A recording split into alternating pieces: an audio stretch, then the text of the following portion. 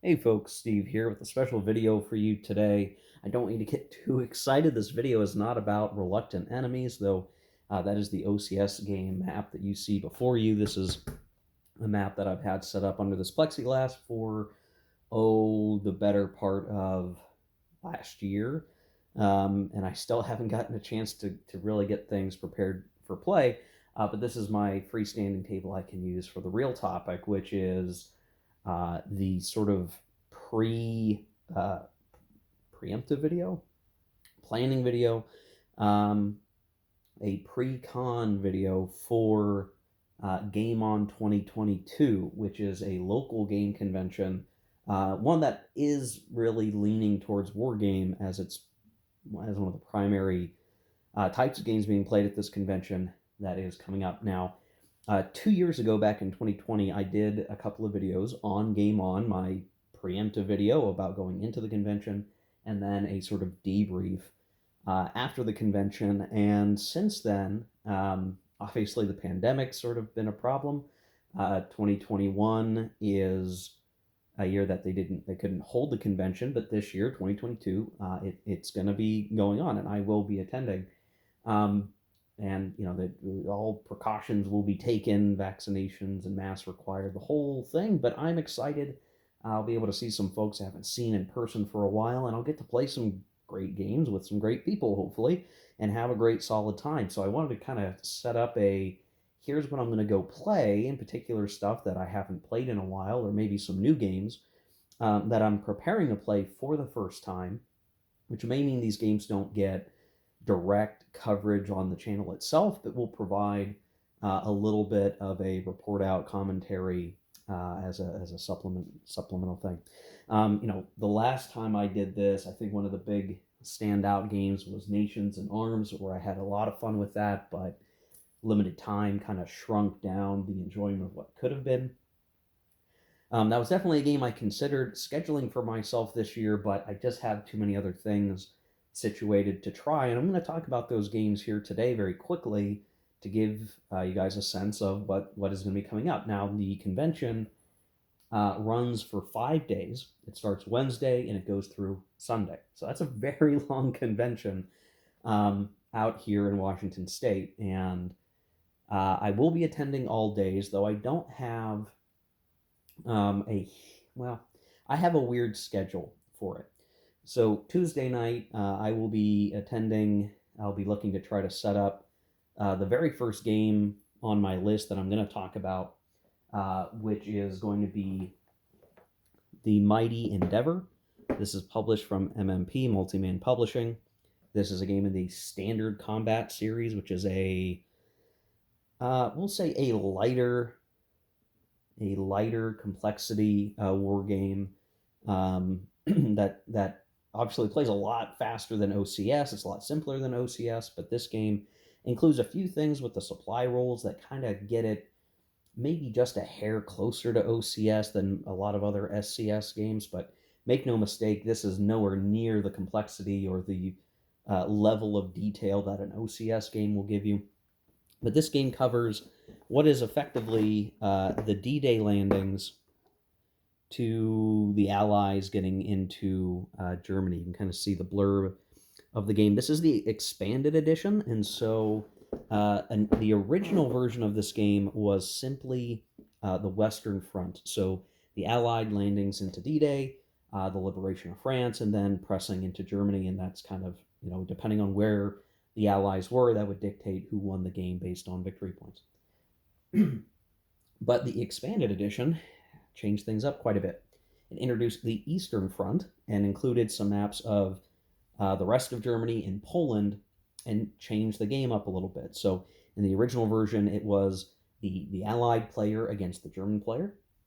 But with the expanded edition, if you choose to play with the expansion components, one player is the Western Allies, America, Britain. The other player, principally, is the Soviet Union.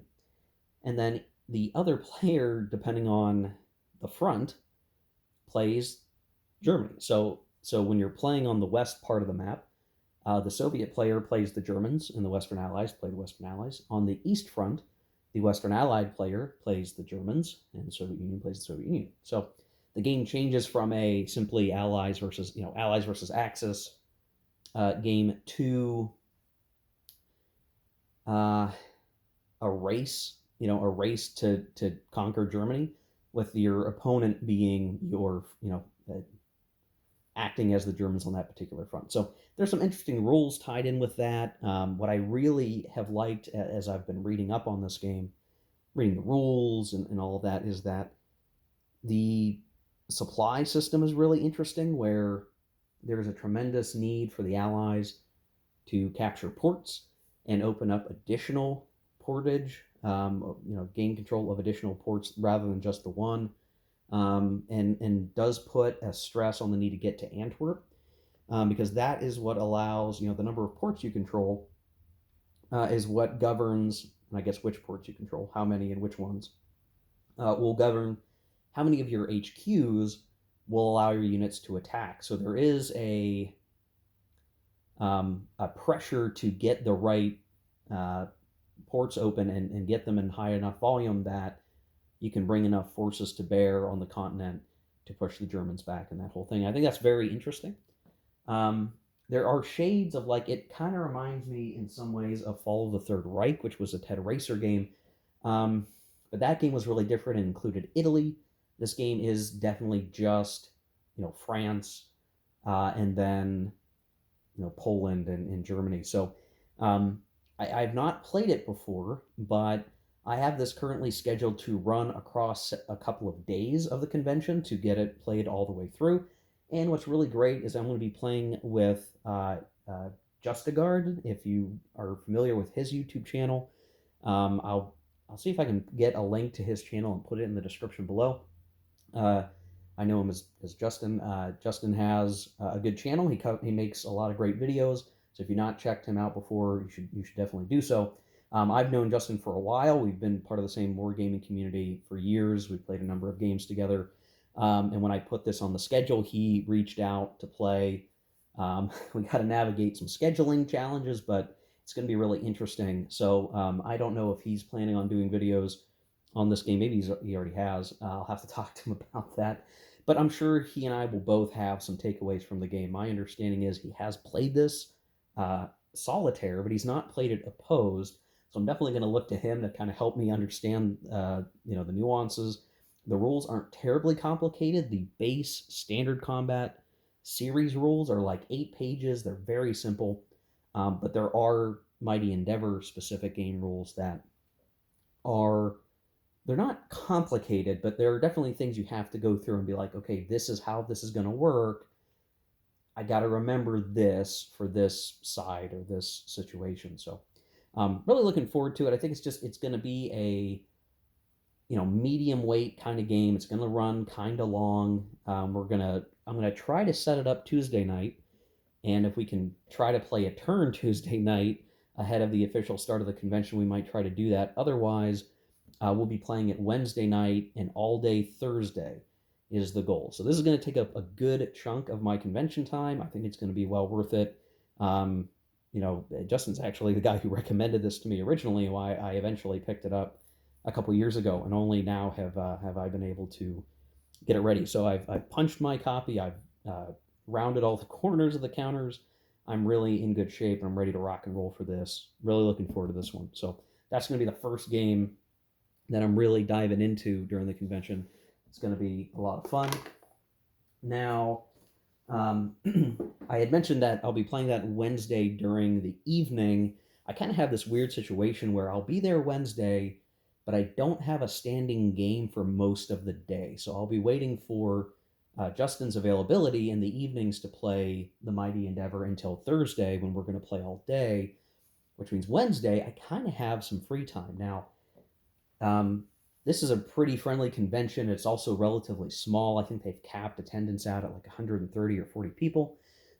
So that might be just a good time to walk around, see the games that people are playing, eat some food, have a good time, drink a beer, catch up with some people. But I did throw out there on the schedule, in case folks were looking for a pickup game, Silver Bayonet. Now, this is a game I've talked about on the channel a little bit, but I've never done a true review or a playthrough. I really should at some point, but every time I bring this game up, I make a point to say this game is awesome. I like it very much. It is highly recommended. I really, really like it. Absolutely like this game a lot. So much so that at one point I went and got extra copies of the rules, professionally printed. I say professionally, like at a print shop. They don't charge you very much, but I got them reproduced in color with the latest errata at the time. I actually think the errata has been updated, so you can see this is like version 1.13. I think the official errata is up to like 1.15, but the differences between 13 and 15 are pretty minor. But if I can get a hold of somebody that wants to try it, happy to play some of the smaller scenarios in this game with some updated rules. We can both have a copy, read through, and play. It's been a little while since I've played this, and I had to refresh my memory a little bit. I mean, my luck is I won't get to play it at all, but this is just a lot. It's just a lot of fun because there's hidden movement, and I like it as a convention game because of the hidden movement. This is actually really tough to play solitaire. I think some people have figured out ways to do it, but I have not really tried. So there are smaller scenarios that you can definitely play solitaire because they're just these little set piece engagements or battles. But the campaigns really involve that hidden movement where the North Vietnamese or the Viet Cong units are hidden. They are moving between shell markers, basically. You can ambush people. The Free World Allied players trying to use their observation helicopters and patrols to uncover those shell markers to see if there's any units underneath them. So there is this whole like hidden movement, hidden element, screens covering up different things, element that makes it really hard to try to do solitaire, which is why whenever I can, this is always a good choice for a convention game because you can play some of those scenarios or you can try some of it out a little bit against a real opponent, and it's just a really cool game. It's not super duper complex.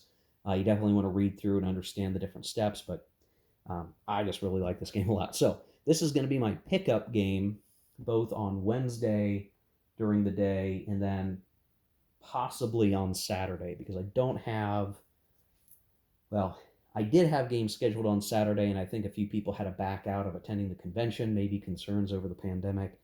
And so I got left with nothing really on my calendar for Saturday. That'll be another opportunity to see if anybody wants to try Silver Bayonet. So, yeah, it's cool. It's a good game. So someday I'll talk more about it in time. On Friday, my game is going to be Tetsuya Nakamura's Fire in the Sky, Great Pacific War 1941-1945. This is the Phalanx edition of the game, which came out pretty recently, and I know that there was an MMP version. I never got around to buying the MMP version, so when they did, Phalanx did their new version, that was sort of the no-brainer, like, okay, here's my chance to get the game. I'll definitely say there's like some aesthetic choice to some of the counters that aren't my favorite, but generally I'm pretty happy with the contents of the components of the game. You can see a lot of stuff. We did an unboxing video for this on the channel if you want to check that out. I have not played this before, and my opponent who signed up to play with me I don't think is very familiar with the game either, so we're probably going to stumble our way through this a little bit. I have tried to read through the rules. I did a couple of mock runs of the midway battle that you can play on just the off-map battle board. I set that up just to kind of see like how do carrier battles happen? How does this even work? And it's okay. It seems like it'll be pretty fun. I have also played Tetsuya Nakamura's Great Crisis of Frederick II. And so I have a pretty good feel for the complexity. Like, it seems like Tetsuya designs games that are, pretty light in terms of complexity, but still plenty of interesting choices to enjoy and have fun with. And so I think this will be probably in line with that. The expectation is this, like the tagline for this game is it can be played in like 5 or 6 hours or less. I don't know if we're gonna play it as fast. So we're gonna have to figure out what campaign we're gonna play. I think we're gonna play like the basic one that starts in 1942, right after D-Day, and kind of play through that. But been looking for a good, just lighter Pacific War game. Like Empire the Sun is great, but it's kind of like, if somebody doesn't know how to play it as a CDG game, it has a fair bit of complexity. Um, I think this game has complexity too, but because you're not worried about cards, you can kind of just focus on what's in front of you. So for a faster playing one, I'm going to try this out and just see how I like it. But we'll see. The MMP version I know people have really enjoyed, so I'm trying not to have too high of expectations for this. Um, but I definitely wanted to give it a try, and sure enough, somebody was interested in trying it. So we'll give it a shot. We'll see what happens. Opinions may vary by the time we come back after the convention is over. One other thing I'll point out is that then later on Friday, I'm going to be involved in a play test for a game called Seljuk, which is, let me see if I have one of the other games handy. I might not, might be on the opposite side of the room somewhere on a shelf. I'm losing track of my stuff. It is a game in the Levian campaign series. So if I could find my copy of Nevsky quickly, and I don't think I don't have it handy apparently, I would show Nevsky here. It's a game series by Volko Runke that I have still not played, but is a medieval game. Nevsky was medieval, so was Almorvarid, the second game in the series. This is a series that's really starting to take off. There's more and more entries in it. I think I might like it. Maybe that's not a good reason for me to be involved in a playtest for another game in that series, but my understanding is there is one called Seljuk, and I'll be trying to play that, or at least taking a swing at it. If it's a disaster for me because I don't know what I'm doing, then maybe it'll end very quickly. If not, it might be a really good introduction to the series by playing just something totally new, and I can get a sense of it with somebody guiding it as a playtest, and then I'll come back and be able to play Nevsky with a more informed attitude or mind about the game. So that's what else I got going on Friday. I had mentioned Saturday's pickup game, and then on Sunday, the very last day, I will be playing Versailles 1919. Now, I'm not the host, so we won't be playing my copy, which I'm showing here for illustrative purposes. But this is a game I've been looking forward to, and I've just not had the opportunity to play it with people. Because that's really how I prefer to play these games. This is considered an entry in the Great Statesman series by Mark Herman. So there's Churchill, which I like well enough. There's Pericles, which I like a lot, but is a bit divisive. And now there is Versailles 1919, which is actually a game that Mark did with Jeff Engelstein. So this is aftermath of World War One. It's a political game. It's not really a war game. There are concerns about military withdrawal and wind down, and like flashpoints in the world as a result of World War One that are factored into the game, but it's not really a war game. But it is best played, I think, with people. At least it seems that way. And so we're going to have a game of, I think 3 or 4 of us are going to give this a shot. The person who's running it is Justegarde. I mentioned I'll be playing games with Justin a decent bit this convention. So he had said that he can teach the rules pretty quickly. He is a good teacher, which is great. He actually taught me Pericles. So you can see, it's not a map. It's really conference room board. There's a lot of card elements. And really what you're doing is you're like spending points or some currency within the context of these sort of peace treaty debates and how things are going to play out in the post-war world. So the They say the solitaire suitability is high because you can play with bots, but to me, I mean, that just takes, at least for these games, I just prefer it with actual people. Um, so we're going to give this a shot. I'll take my rule book. I'll try to read the rules a little bit beforehand. I've already watched some videos about it, so I have a sense of how the game works. But we'll see. I mean, for me, the Great Statesman series, like Churchill, I really appreciated because I understood the dynamic, the big three, Stalin and Churchill and Roosevelt, and how the intermingling of the what do you call it, conferences were, where they're deciding how World War II is going to be fought. Like that really connected. I understood it. Pericles, I really enjoyed because Pericles actually has like a war game element to it. Like there is elements of moving armies and determining how you're going to conduct a campaign in Pericles. So I really, really like that. I liked Pericles more than Churchill. This one kind of pushes it way off the other direction, where even Churchill kind of had a map of the major theaters of World War II and like where your progress was in the war. Here, it's totally, totally about the wind down.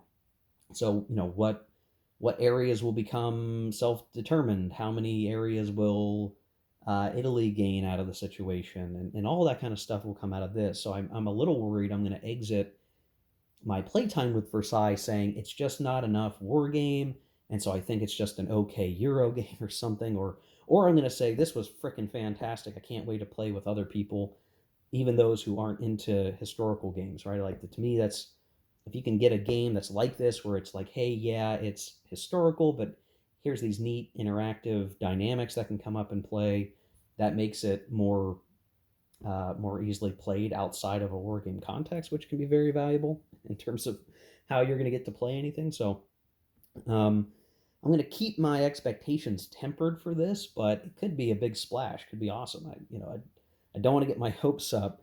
Um, and really, that's the funny thing about conventions is you want to make sure you go and have a good time, right? Like if you go to a convention, you're not having a good time, you might need it to sit back and kind of check yourself. And I've definitely been there. If you're ever planning on going to conventions, the thing you need to keep in mind, especially if they're many days long, is that you're probably not going to be eating very healthy while you're there. Like if you've not packed good food like vegetables and stuff, like you're going to eat a lot of fried food probably, depending on the restaurants nearby or the food at the hotel. And you're going to get irritable because you're playing games that use your mental energy like all day long, and it's fun, but it can be exhausting, and like sometimes tempers can just get wacky, right? Like it's like I've definitely been there. And for me, this convention is going to be very much about an opportunity to just have fun, not be stressed out by regular life for a little while, and have a good time. So even if I play a game and I say, hey, I don't like this very much, or it didn't work for me, at least I'm having a good time just exploring it and being amongst like-minded people who like games. That is at least a win. You can put that in the W column. Um, yeah, so I think that's it. That's sort of the coverage, the look ahead of what's coming up later this week. I'm not sure I'm going to do any videos until I'm back. I may share some photos via the YouTube channel update, whatever the community posts that I can put in for the channel. I may take pictures and upload some things there with some minor commentary in the background. Maybe I'll record something while I'm there, but I'm expecting to not really do a whole lot until I'm actually back next week from the convention and I have an opportunity to set up the camera and kind of talk through the end results of everything. So as a wrap up thing, I'll just say, the pandemic has put a lot of things in a weird place in terms of conventions and people gaming together. Vassal is always an option, obviously. And there's a lot of people who have enjoyed Vassal and do digital conventions, and I think that's awesome, amazing stuff. I do hope that as the pandemic can eventually kind of go away, that the convention scene can reassert itself well. And if you've never attended a war game convention or even just a board game hobby convention, whatever, I really do encourage you to take a look at it. Do some Google searching, put in gaming conventions near me into Google, and you may be surprised at what you can find. If it's, yeah, there's this convention, maybe it's a couple hours drive. well, if you stay over the weekend, maybe it's worth that couple hours drive. Give it a shot. Give it a shot. It is, if you've not done it, it's a big eye opener to awesome stuff. It's a great opportunity to converse with people, in person about the games that you like, to play some stuff maybe you haven't had a chance to play before. Um, and you get that sense of community. It's a really, really good thing, I think, in general to have. And I think given the pandemic, where you're deprived of some of those things sometimes, um, it's very important to acknowledge and value what you can experience, what you can do, and what you're able to enjoy. So definitely, if you're watching this, you've never been to a convention, um, definitely think about uh, attending one, trying one out, even for a day. Get a day pass if you can, and just go and show up and see how much fun you can have. It's a great time. So all right, guys. Well, that's it for this video. I appreciate if you're watching. If you've got thoughts about any of these games, and you want to share those with me ahead of the great gaming adventure this week, please let me know. Leave a comment down below. Uh, and otherwise, guys, take care. Keep on gaming.